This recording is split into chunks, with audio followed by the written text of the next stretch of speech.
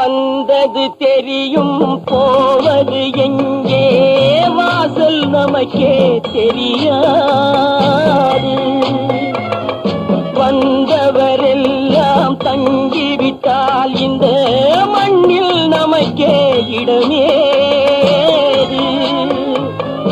வாழ்க்கை என்பது வியாபாரம், வரும் ஜனனம் என்பது வரவாகும், அதில் மரணம் என்பது செலவாகும். போனால் போகட்டும் போடா, போனால் போகட்டும் போடா. இந்த பூமியில் நிலையாய் வாழ்ந்தவர் யாரடா? போனால் போகட்டும் போடா.